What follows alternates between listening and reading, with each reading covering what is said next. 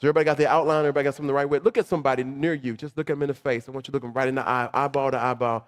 But you got to smile. You can't be looking at nobody like that and not smile. And I want a big smile. Show some side teeth. Yeah, show some K9. There you go. And say, today, just for a little while, the pastor is going to preach about how to remain faithful to God through my problems. Amen. How do I remain faithful to God through my problems? Man, we're closing out a sermon series. We call it that. For the last 7 weeks, we've been talking about that God is bigger than our problems, and we've been dealing with this. And if you missed any of those sermons, you can go to our YouTube page, our website, and you can catch up. If you want the outlines for those sermons you missed, you can go to the bookstore and get those for free, and they can give them to your family members. They can follow along online as well, okay? But we're going to close out today, and how do I remain faithful? And as I think about this thing, being faithful to God is hard. Can we just be honest? Because I'm just be honest. If my life is going really good and everything is hidden, it's hard to be faithful to God because you got it all. You're doing good. I got this. And you start depending on you, right? And if things go really bad, you start doubting God. No, it's hard to be faithful. So how do I do that? What would cause me to do that? And so we're going to look at a couple things today that's going to give us some tools that we can use to be faithful to God. Because who in here want God to be faithful to us? Yeah, I need God to be faithful. I need him to keep the sun right where it is. Because you do know, if the sun got closer to the earth, we all burn up. You know that, right? I need him to keep that right where it is, right? If it moved back an increment, we all freeze to death. I need him to hold on to the moon. And if it get too close, all the waves and stuff will wipe us out. I need the moon. God, do you every day. And God wants us to do us what? Every day. And how do we do that? How do we stay faithful to God? Because sometimes life be life and life be straight up, woo, if it ain't one thing. So let's look at our outline. The key verse for this whole sermon series for the last 7 weeks has been Deuteronomy 31:6, and it says this: be strong and courageous. Do not be afraid. Do not panic before them. For the Lord your God will personally go ahead of you. He will neither fail you nor what?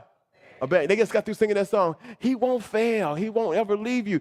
God says, I got you. I don't care how bad it gets, how much it hurts, how bad you mess up. Don't panic. God says, I'm not going to fail you. I'm going to bring you out.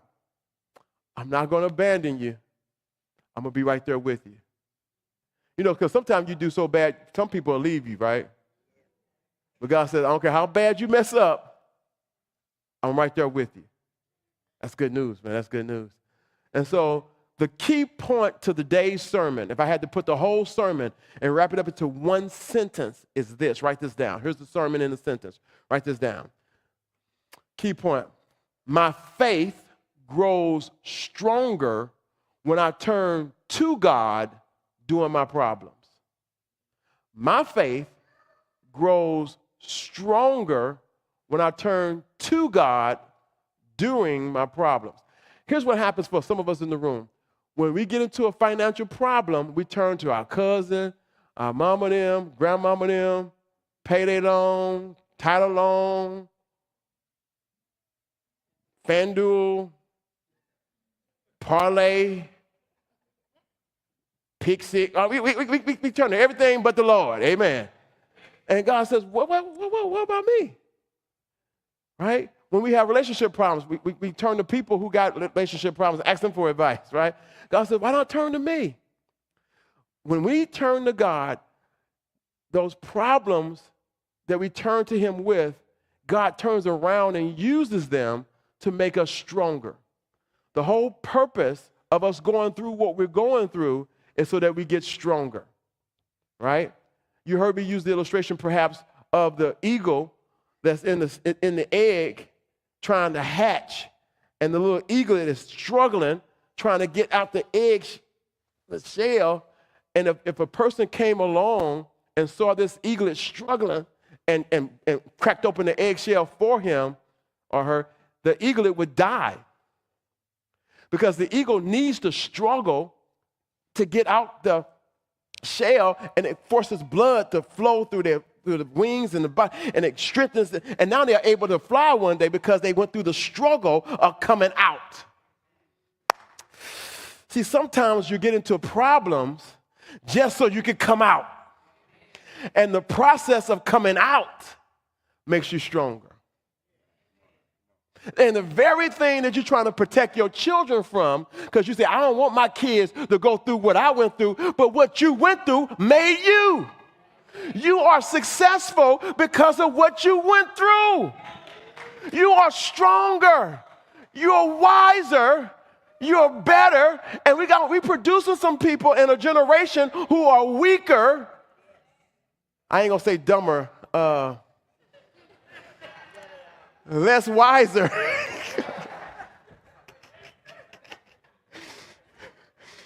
Because they're not going through nothing. I don't want you to go through life trying to run away from problems and trying to have a trouble-free life. Life is never going to be trouble-free. But God can use whatever comes your way, whether Satan sends it, your enemy sent it, you caused it, whatever. He can use it to make you stronger. Is it making some sense? So let's look at it. There's a story, one of the stories, so many stories in the Bible I love, but one of my favorite stories is found right here in the chapters of Genesis 37 through chapters 50. Now, I'm not going to read all those chapters to you, but I'm going to beg you and plead with you to read all those chapters tonight. It might take you 15, 20 minutes. If you read a little slow, 30 minutes.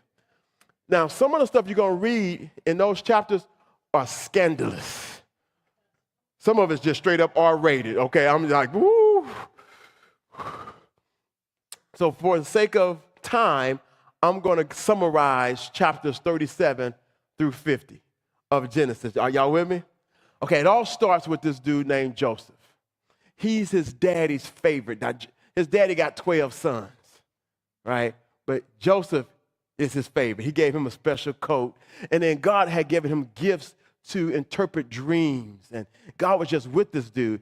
And so his other brothers didn't like him. And then one day, Joseph told his other brothers, check it out. He said, he was out there getting their little stocks. He said, I had a dream that my stock of wheat stood up and all y'all stocks of wheat bowed down to mine.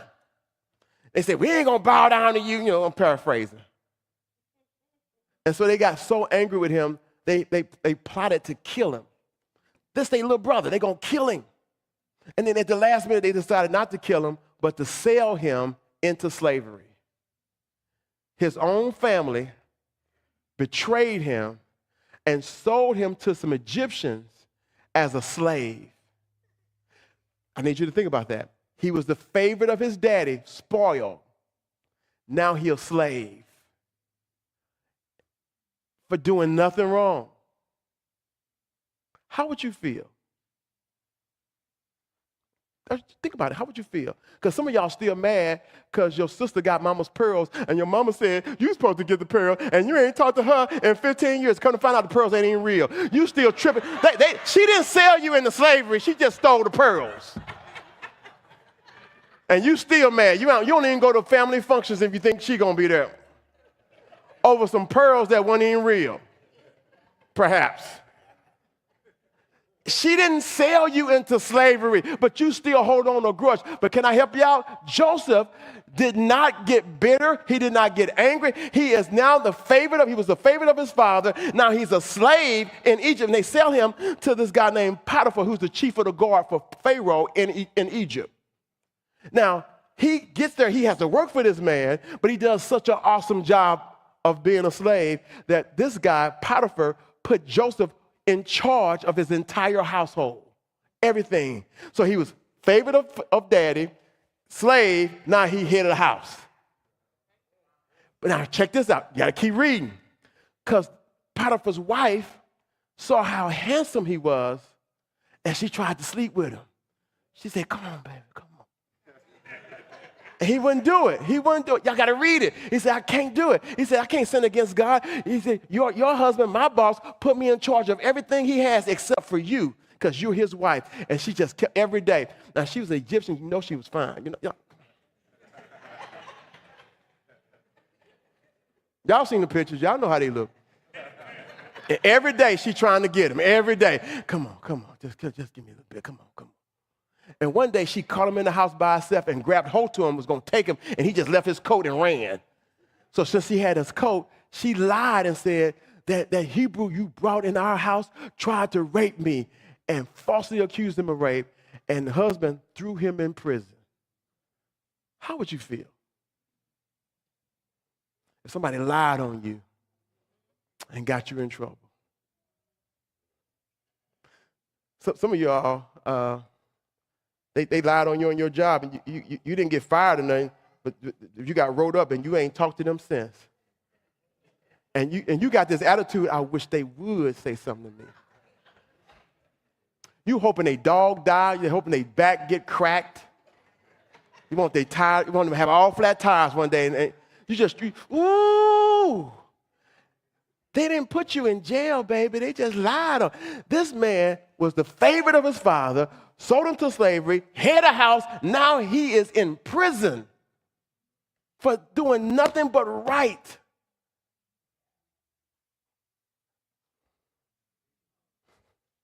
Some of y'all saying, if I'm going to go to jail, I might as well go and hit it. See, that ain't, no.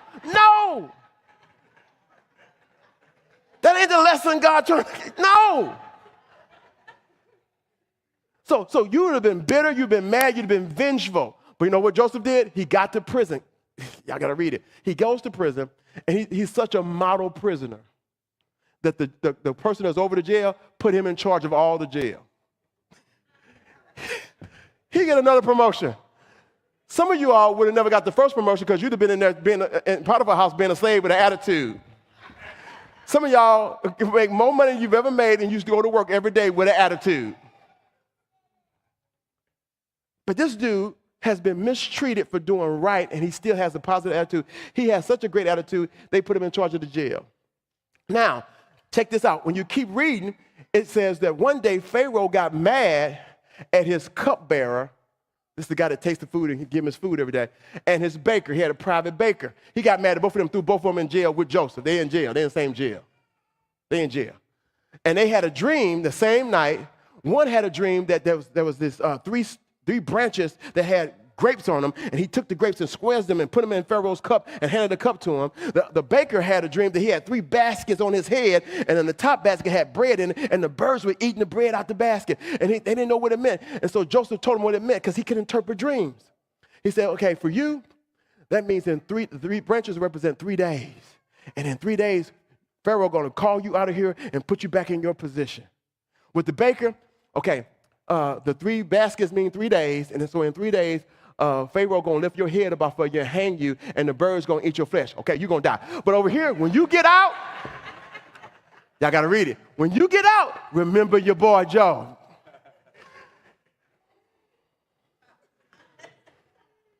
So the guy gets out of jail, forgets all about Joseph, not a couple for years, forgets about him.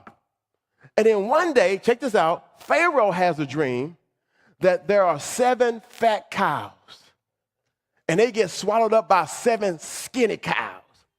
And when the 7 skinny cows swallow up the fat cows whole, they still skinny. And nobody can interpret it. So then the cupbearer said, whoa, I know somebody can interpret a dream. He finally remembered Joseph. Said he go get Joseph out of jail, clean him up, and Pharaoh tells him the dream. And he says the 7 cows represent 7 years. The fat cows are 7 years of plenty. The skinny cows represent 7 years of famine. He says the 7 years of famine are going to be so severe that nobody would even remember how good it was in those 7 years of plenty. So Joseph says to Pharaoh, what you should do is appoint somebody that in the 7 good years, put wheat and food aside so that when the famine comes, you'll be able to survive. And Pharaoh looks at him and says, since God has given it to you, I'm going to put you in charge of all of Egypt. And it happened just like when the famine came, his brothers who had sold him into slavery, they were starving. They had no food. They had to come to Egypt to buy food. And he's in charge of the food, so they go to the person in charge, and the first thing they do is, just like so y'all with me? Everybody got the story. Now let's look at what we can learn from this. Remember, our key point is this, that My faith grows stronger. I get stronger when I turn to God during my problems. When I'm having a problem, my faith gets what? When I turn to God. So the first point, we write that down, it's the same thing, is that problems strengthen my faith in God if I turn to God during my problems. If I turn to God during my problems, I get stronger. Right?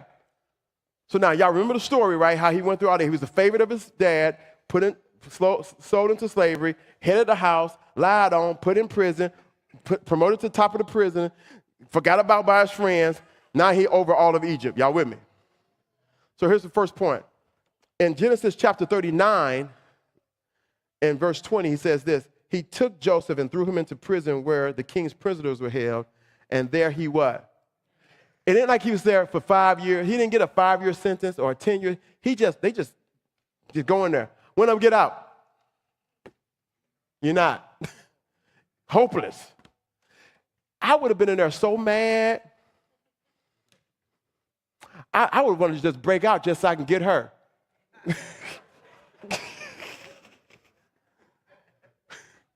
I'd have got out, got her, and went back. But Joseph was on another level. Everybody say another level. And here's the point. Look up here, guys. God is calling us to another level. And I need you to get this.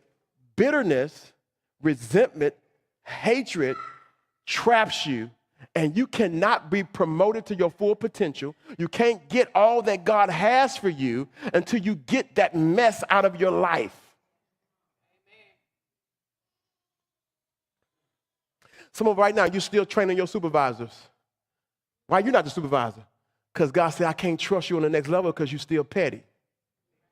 If I put you in the supervisor, you're going to go get Sarah, who talked about you the other day because she half spoke and she wanted to have a vacation day. You're going to deny her not because you ain't ready.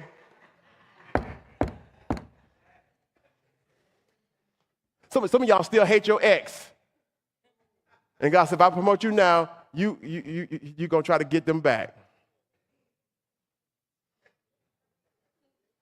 Could it be that you are not, God cannot promote you until he develop you? Could it be that you're broke because you don't have any financial management skills? I don't make enough money. Now, it ain't that God don't have enough money for you to get. He can send money to you, but he's not going to send money to you until you're able to handle it. You know how some of you all budget? You look at your phone and say, you open up your, because you got the app, and you say, it might go through. If you still talking about it might go through, you ain't ready for a promotion. You're going to be broke for a while. God has more for you, but you can't handle what you got because you need to grow financially. I remember watching my mom when I was a kid. Back in those days, they put the money on the table. They be paying bills and writing checks. I said, "Ooh, Mama, you got a lot of money." She said, "I got some sense with it." I didn't understand because I was too young to understand shade back then. I ain't get it. So she was throwing shade. She was saying the reason you don't have no money because you don't have no sense. And she was right. I spent every dime I had. I spent my money, your money, I borrowed money. I ain't had no money. I couldn't money. Woo! It's like it's hot. I gotta get rid. Woo! Woo! Woo! Woo! Woo! You ain't got what I want? Well, give me that over there then. I'm about something. She said you don't have no sense with your money. And some of us in the room, you need some money sense. You need to take a budgeting class. You need to start looking into retirement and how that's going to look and what you need to be funding. I'm only in my 20s. You need to be looking into retirement and how that's going to look. God said, I need you to get some money sense. Some of us are a little older. We got assets. We got houses and cars, and we want our kids to have that stuff. You need to learn how to transfer wealth without it going into probate.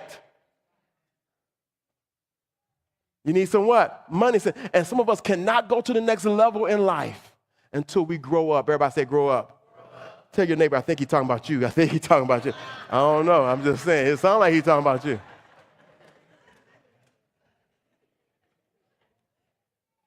On the top of the next page, did we read Genesis 39 yet? 39:21?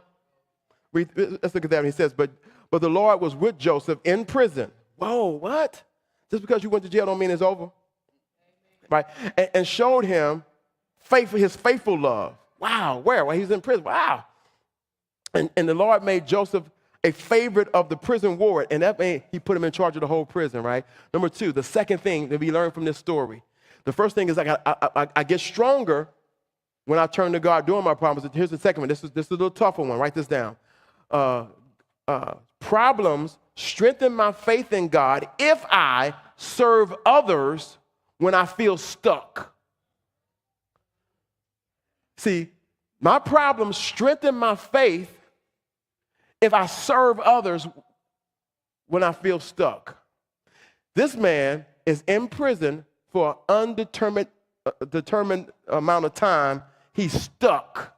There's no hope for him to get out. But instead of him being bitter, angry, and mad, guess what he did? He became a model prisoner and became over the whole thing. And then he started to serve the other prisoners. Look what it says. I love this verse. Check this out. Check this verse out. We're going to jump to chapter 40. Chapter 40, verse 6, 7, and 8 says this. When Joseph, now remember I told you about the cupbearer and the baker had came to prison and they had dreams. And the next day he saw, okay, here's what it says. When Joseph saw them the next morning, talking about the cupbearer and the baker, he noticed that they both looked upset. Stop right there. Look up here. He's in prison for a crime he didn't commit, favorite of his father, sold into slavery, head of the house, lied on, now he in prison. And he noticed somebody else's problem. Whoa.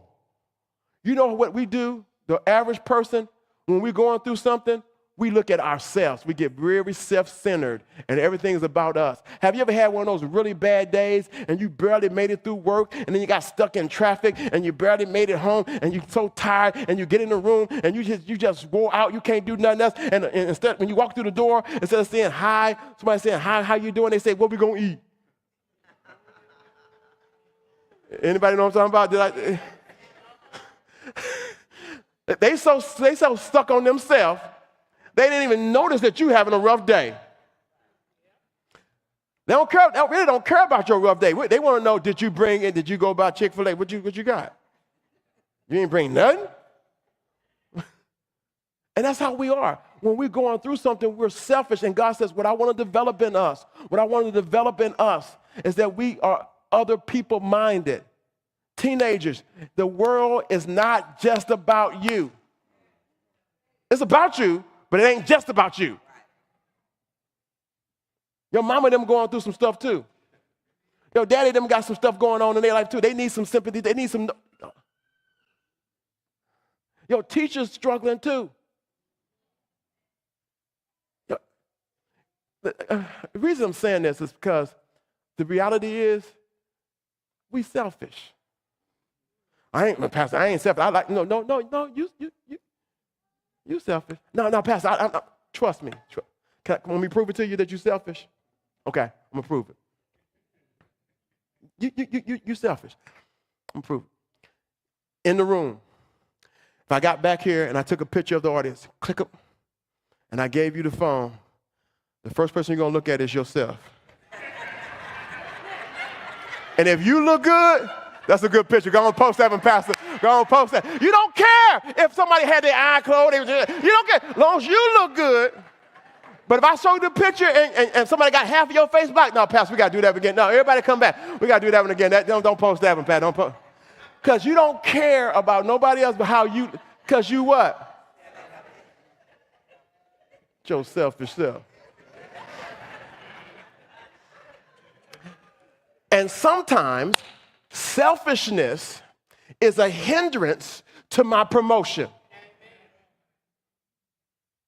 See, sometimes God is going to position us and put us in power and in authority and over stuff, not for our own benefit, so that we can benefit the people who are around us. He want to give the power to someone who's going to be fair. And there's some people running for election, if they get in power, they're not going to be fair. They're going to get everybody that wasn't for them. And that's not a good deal. Some of us, we can't become the supervisor. We can't become the manager. We can't become the vice president because we're too selfish and we're too petty. In other words, God is waiting for us to get over the pettiness. If you become the person who's in charge, can you treat the people you don't like or the people who don't like you fair? And the answer for most of us is,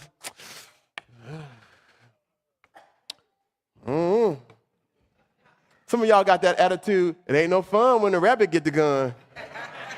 I never knew what that meant. I used to hear the old people used to say that all the time. They're like, ain't no fun when the rabbit. I'm like, what are you talking about? And then I grew up, you know what? People used to go hunting for fun. They got a gun and they shooting rabbits for fun. And they say, it stopped being fun when the rabbit get the gun. I was like, So it was cool when they was doing it to them. It ain't cool now that them doing it to me. And now that you in charge, all that stuff y'all said about me, I got y'all now. God said you ain't ready. Some of you all can't get married and get a healthy relationship because you're still bitter about the previous relationship. You still haven't forgiven the person who dogged you. And you're taking bitterness and resentment and pettiness into a new relationship. God said, you ain't ready. Some of us, we can't even lose weight because God said you ain't ready. Some of y'all get fine, y'all gonna be half dressed. You're gonna be coming to church half naked. God said, you ain't ready. You ain't ready. You're gonna try to show everybody that you know you ain't ready. I'm meddling now. I'm gonna stop. Let me get back to preaching. I'm sorry. But it says, when Joseph saw them the next morning, y'all crazy.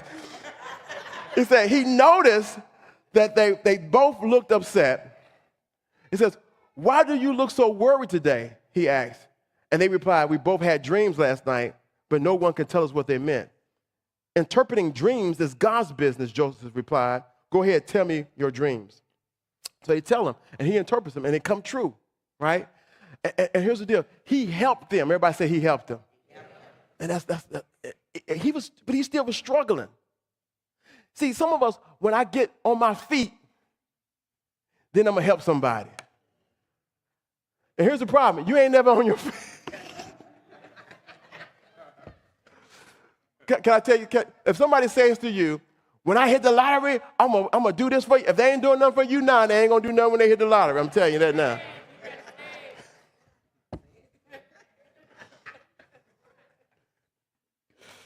Whew, boy. I love this verse from Proverbs. Check this out. This is cool.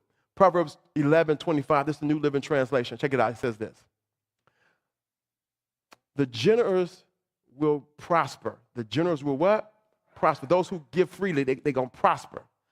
Those who refresh others will themselves be what? They're going to be refreshed. When I help other people, I get helped. But when I get selfish and I only help myself, I cut off my blessings. So even though I'm suffering, I got to find a way to help some. Oh, y'all need to get this. I got to find a way to help somebody because God blesses the generous. He refreshes those who refresh others. And some of us, we've adopted the mindset, I got mine, you got to get yours. When God says, I want you to have a different mindset, I got mine, let me help you get yours.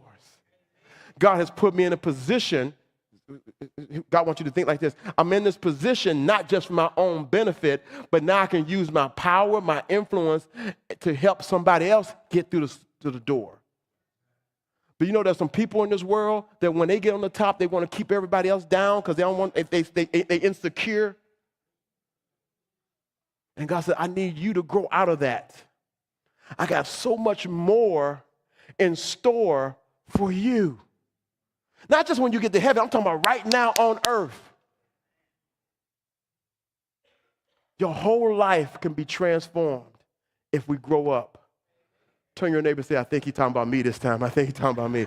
This ain't for you. He's talking about me this time. He tripping. Number 3, y'all ready? Problems strengthen my faith in God if I don't become bitter when people disappoint me. This is the hard one here, guys. Oh, my God. Who out here know that people are not perfect? And that people will let you down. Sometimes not even on purpose. Sometimes they let you down on purpose, but sometimes they don't even, because they're human. Right? And now, here's the scenario. Favorite of his father, sold into slavery, head of the house, lied on, in prison, in charge of the prison, helping other people. Right? But check this out. In Genesis chapter 40, verse 14 and 15, he says this. Now, the guy that's going to get out and get his job back, he says to them, please remember me and do me a favor. When things go well for you, mention me to Pharaoh so he might let me out of this place. For I was kidnapped from my homeland, the land of the Hebrews, talking about Canaan, and now I'm here in prison, but I did nothing to deserve it. Have you ever had some people that you helped or they needed help from you? And while they was asking for the help, they were so sincere and they were so on everything I love. I'm gonna pay you back. I'm telling you now. Ooh, just and you say I ain't got it. You ain't got to raise your hand. Anybody in here still waiting on somebody to get their income tax to pay you back? Anybody? I already filed. They said it's going to be here Monday. And that was 2 years ago. And you helped them. You bent over backwards. You put yourself in jeopardy to try to bring them out of a jam. And they got the nerve to get an attitude when you ask for your money. They start taking your calls. They start looking up. Anybody tried to help somebody where, now you ain't got to raise your hand on this because I don't want nobody getting in trouble. But you let them stay with you, and your landlord said you can't have nobody stay with you. You hid them from the landlord, and all them kids in there, and you trying to help them out, and then they got on their feet, and you needed some help, and they just told you no. They didn't say no because. They didn't explain. They said no. And looked at you like, how dare you ask me for that? After all you did for them.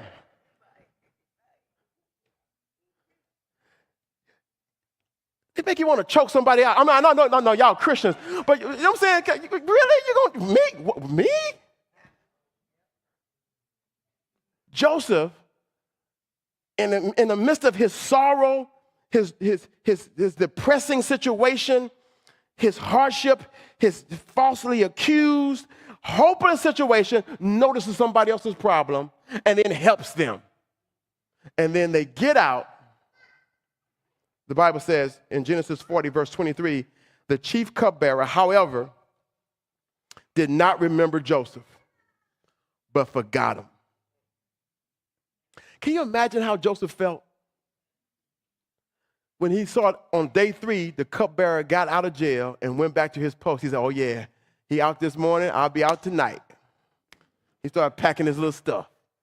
And nobody came for him that night. Okay, in the morning, he got me. Okay, he been away from his family. He might be with his wife. I'll give him a couple more days. Weeks go by. Months go by. Perhaps even years go by. Not a word. Not a word. And here's what I want you to understand. Bitterness is a trap that will prevent you from your promotion. Hatred is a trap that will cause you to miss your next level. You don't forgive them for you. For them, you forgive them for yourself. See, bitterness and unforgiveness is like having a backpack. Teenagers, y'all know what I'm talking about. You have the backpack and it's so heavy. It's like having a backpack full of rocks. And you got to carry this around every day. But the moment you start forgiving people, you start taking rocks out of your backpack. And you're carrying around, and they kicking it. They don't even know you mad. They don't even care you mad. Every time you see them, your whole attitude change. You could be at your own party, and they come in, you're like, oh. And what you have done is you've given them power in your life. And some people are so petty, once they understand that they can get you like that, they're going to come where you are every chance they see you going live. Oh, I'm going over there. And they're going to, They ain't even got time to stay. They just want to mess up your day. Why are you going to let them have that power in your life? You got to forgive. Everybody say forgive. You got to forgive those bosses that mistreated you, fired you, those relationships that went south, those exes, those kids that were ungrateful, those parents that did not do what they supposed to do for you as a parent, those relatives that molested you and mistreated you and dogged you out. You got to let it go with the power of God. Because he says when you're in it, if you allow God to bring you through it, he makes you stronger. But if you don't go through it, you stay in it. And the longer you stay in it, the weaker you become, the more bitter you become, the more petty you become. And who wants to be around a miserable, bitter, petty person? And you wonder, why nobody want to, where everybody at? Why they didn't tell me they was getting together? Because you bitter. And God says, if you come to him, God said, if you come to him, he'll remove that bitterness. He'll give you peace. He'll give you a joy. I ain't talking about when you get to heaven. I'm talking about right now. He'll help you work through those issues. He'll help you gain some money sense. And then he'll give you some money to manage. I don't hear what I'm talking about. And it's like every time, the more I learn about money, the more he let me manage. Some of us know more about the wrestling, WWE, whatever that is, than you know about your own money. You know more about the housewives and who mad at who and what trip they're going on next week. And you don't even know how much money you got in your bank. And you want God to give you some more. God said no. Does it make it a little bit of sense? The last point, here we go. Number 4, write this down. Problems strengthen my faith in God if I keep an eternal perspective when I feel like giving up. When I feel like giving up, I got to have a eternal, a long-term perspective. See, life is bigger than right now. And some of the things that's happening right now is not really for right now. It's preparing you for what's coming ahead. See, right now, you need to be in school, getting that final certification, getting that degree if you hadn't already did that, and getting ready. So when the door opens, you're ready to walk through it. Right now, you need to be working on your emotional intelligence. You need to be working on your feelings and dealing with your grief and dealing with your depression and letting God help you overcome and become a better person so that when you meet Mr. Right or Miss Right, you're ready for him. Let me tell you what's going to be very painful for you to meet the right person and you're not qualified or ready to be in a relationship with them. Because you're still tripping off what happened back then. You're still stuck.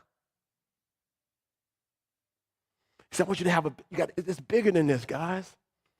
Some of us right now, this is October of 2024, and we're in the same identical position in life that we were in October of 23, October 22, October 21.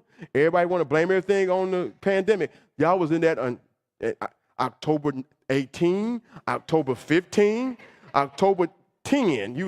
You're in the same spot with the same level of education.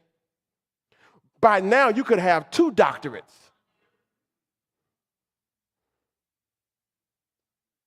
Some of us still trying to pay off a fine for the last 25 years.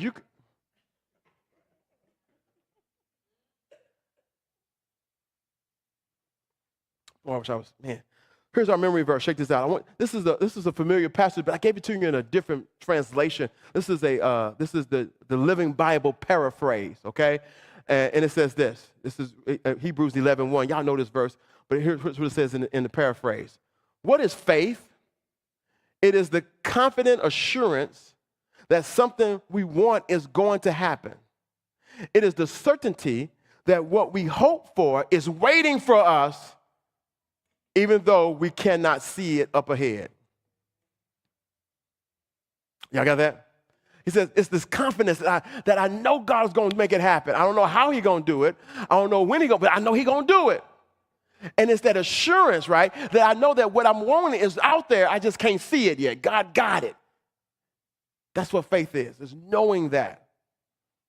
So now, let's fast forward in our story. Now Pharaoh has had his dreams. They've called Joseph out of prison. He has interpreted dreams, and Pharaoh has put him in charge. And look what it says here. In Genesis chapter 41, y'all see where I am? It says this, then Pharaoh placed his own signet ring on Joseph's finger as a token of his authority. Y'all get that? Underline authority. Before we go any further, underline authority. He's in power. I need you to get the full gamut of what's happening, guys. 7 years of plenty, followed by 7 years of severe famine, drought, nothing growing. Joseph is the man in charge of everything. The famine is so bad that people are selling their property for some grain. And because I'm in charge of everything, I could really use this opportunity to exploit you. But God knew that Joseph wouldn't do it because he tested him when he was his father's favorite. He tested him when he was sold into slavery. He tested him when he was in charge of the household. He tested him when he was falsely accused and put in prison. He was testing him when he saw him ahead of the prison. He was testing him when he was helping other people and forgot about. And now he's ready and proven by God to handle all this power. Some of you all, if you worked at McDonald's, you couldn't handle being over the fries. You'd be walking around, baby boy, you over fries. And we get the big head over little things. And God wants to know, can I trust you with more power? Can I trust you with more money? Can I trust you with influence? Can I trust you to be fair to people who are not fair to you?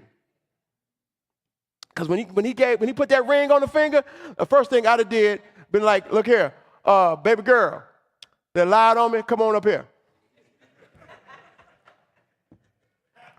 Baby boy, you believe the lie, come on up here too. Where the cupbearer at? Bring the cup with you.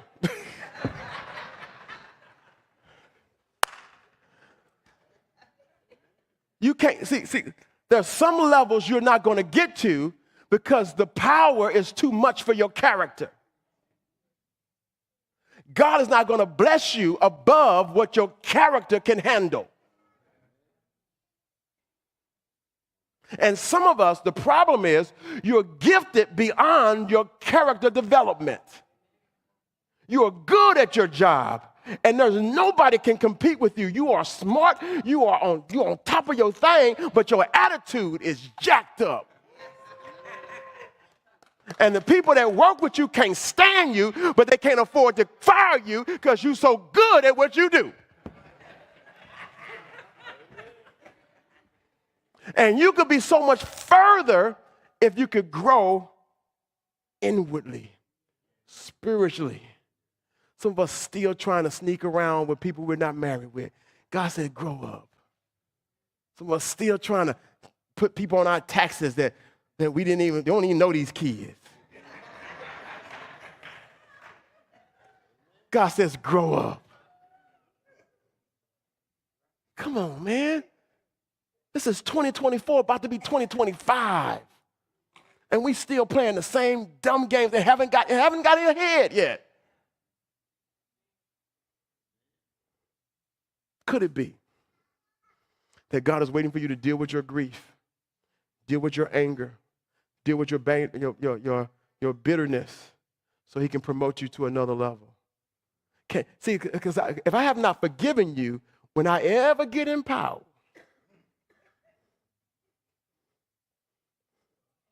I ever get some, woo!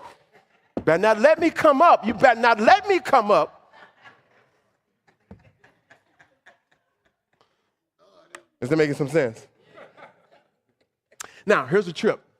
We're gonna jump to chapter 50. Y'all got to read this when you get home. Genesis chapter 37 through chapters 50. Okay, y'all get, okay. Okay, so now, 2 years into the famine, the boys, his brothers, the one that sold him into slavery, came to get some wheat. And it's a whole big drama. It goes back and forth. You got to read it. I can't got time to go through all that. But nevertheless, they don't recognize Joseph. Right? He's grown up now. He probably got a beard and everything. He built. He's man now. He grown. And sometimes when God grows you up, the people you used to hang with can't recognize you. And they get mad at you. You think you all that. And you ain't got to say nothing, but you can think, I kind of am all that. Not because of me, but because what God has, he brought me through so much. I got more wisdom than I have. I'm wiser. I'm stronger. I'm better, not because of me, but because what he brought me through. And some of us, we never go through nothing because we're still trying to hide from the problem. I don't want no problem. The problem's going to come, and you just got to go on, take it, and let God bring you through it, because that's how you get stronger. Now I'm just going to go and confess. Can I confess? Don't judge me. Don't nobody judge me. Don't judge. But I was in Africa for 2 weeks, gained 8 pounds. I was like, look at this is ridiculous. Took me 12 years to lose 10 pounds. I gained 8 in 2 weeks. This is ridiculous. So I go back to my trainer. He said, no problem. Give me 5 more. I said, I ain't got 5. I got no more. I wanted to fight the man. I couldn't let him see me, y'all. I said, this dude is tripping. I've been gone 2 weeks, bro. Take it easy. But when I got through with that workout, I felt so much better. Like endorphins had released. I felt, and I got home and looked in the mirror. I was like, well, okay. I don't know if you ever did. You've been kind of swollen a little bit. You're like, oh, okay. And you walk through the door like the door too small. You bumping against the door like, oh, I'm okay. Y'all don't hear what the point I'm making is that when you go through something, you come out the other side better, wiser, stronger.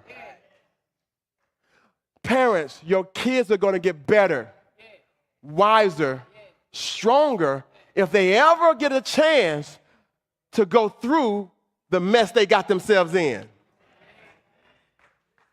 They do the crime and you take the punishment.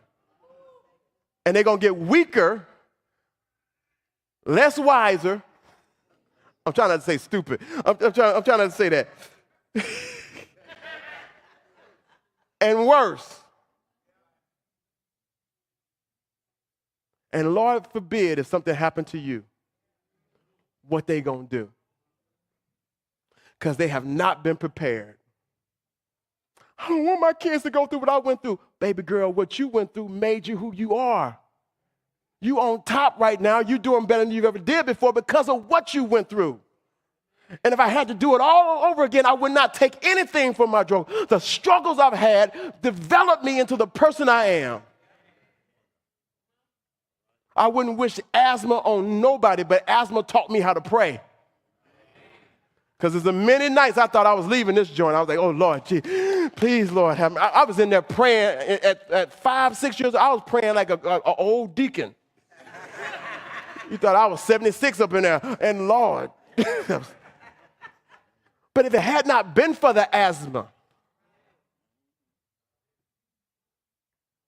and I'm going to be honest with you, they said I wasn't going to make it. They said I wasn't going to make it, but God pulled me out of it, and I can appreciate breathing. Some of y'all take air for granted. No. I'll be, yeah, that's some good air right there, boy. Yes, sir. I don't even, when I leave out the pulpit, I don't even talk that much when I leave here because I be trying to save that air. Yeah, that's a good air. You ain't no sense of wasting it. So here's what happens. The brothers finally come. They don't recognize him. And then after a big to-do, going back and forth, and they going all that, he finally reveals himself to them. And some of you all, you wouldn't be able to handle it. You'd have been like the Godfather. Come in here, you don't kiss my... No. These are the guys that's responsible for him being sold into slavery and going to jail. If they had not did that, he wouldn't have been in Egypt. But here's what he said. Look at this. Get this now. He's talking to his brothers. He says, you intended to harm me, but God intended it for good, to accomplish what is now being done, the saving of many lives. Look up here, guys. God needed and wanted Joseph in charge of Egypt because he knew that Joseph would be the one who's fair enough to treat everybody right. But he had to get him from his daddy's favorite to in charge of Egypt. And because of Joseph, all of his family, his father, everybody, all their kids, animals, they left Canaan and came to Egypt. Y'all remember the stories about Moses delivering the children of Israel out of Egypt? How did they get in Egypt? They came because there was a famine. And when they came, say, man, look, it's 5 more years left in this thing. Y'all need to come on. And Pharaoh loved Joseph so much that he gave him the best part of Egypt. And they was over there just thriving and multiplying. And then Pharaoh died. And a new Pharaoh came into power who didn't even know who Joseph was. And he turned on them. Point, they stayed too long. They was only supposed to be there while the famine was going. They supposed to went back home in about 5-6 years. And here they still hanging out. And the tables turned. Some of us, you just needed a little assistance. 5 years ago, you needed like a couple of months, and here it is 10 years later, you still getting it. It's something, who here know it's hard to let go of some free money? But it handicaps you.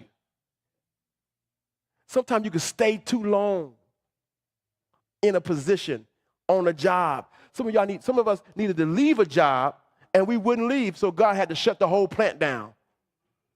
Because he needed you over here, but you staying over here being mistreated. It's I got you, and he had to shut it down.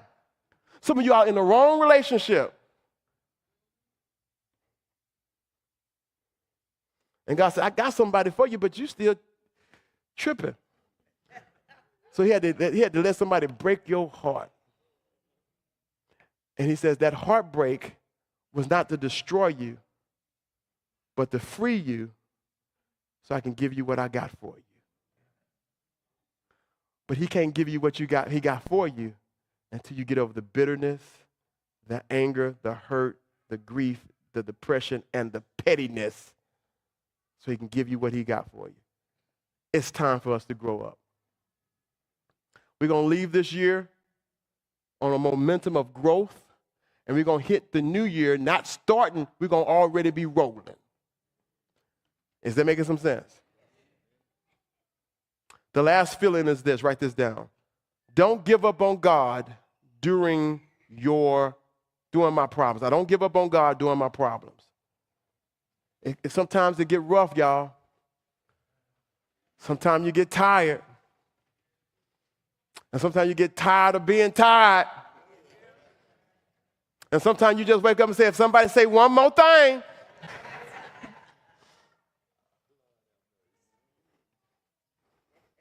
And God says, I want you to turn to me when you feel like giving up. Because I'm going to tell you something, it's always too soon to give up.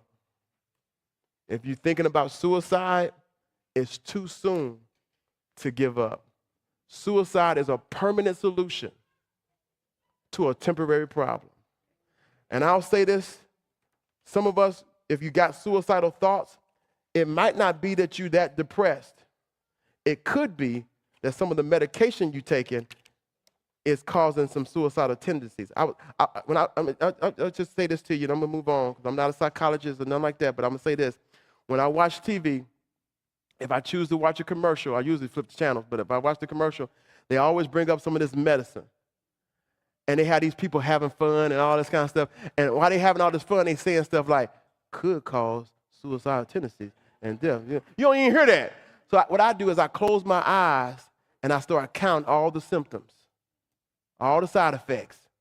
And when you got 12 side effects and 3 of them said could cause death or suicidal thoughts or tendencies,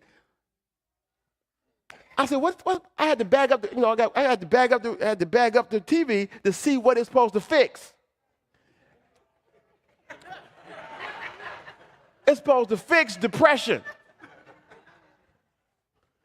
This medicine I'm taking for depression gonna cause me to think suicidal and act in suicidal ways. So some of us, you need to rethink that. Go to your doctors, do your research.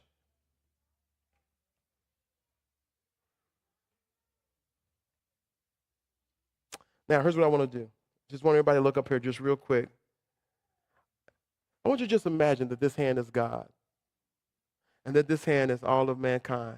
Men, women, boys, play cousins, this is everybody. God created man so he can have a relationship with us. He didn't create us to put us in jail or put us in hell or punish us. He wanted to love us and bless us. But then sin, let's just say this microphone is sin. What is this? Separated us from God. And God said, I want to get my relationship back, but I can't get it back because something's in the way. What's in the way? So Jesus Christ came from heaven onto earth and died on the cross, not to show us how to die, but to pay for so that you and I could get our relationship back. And for some of us in this room, it looks like this. God says, I paid for sin and I want you back. But he's not going to make you be in a relationship with him. You got to want to be in a relationship with him. And it's through this relationship that he's going to help you with your depression. He's going to help you with your relationships, your finances. He's going to help you with your bitterness. He's going to help you overcome the problems and bring you and make you stronger. Yeah, you're going to be guaranteed heaven, but right here, right now, there's so many blessings of being connected to God. If you're here today and you've never accepted Christ as your Lord and Savior, and you want a fresh start, you want to get help for the troubles that you're having, you want God to bring you out of that and make you stronger, this is your opportunity. Here's what I want us to do. I want everyone in the room, if you just stand where you are just for a moment. I'm asking our praise team to come back out. Ask our praise team to come back out. We're going to extend this invitation to Christ.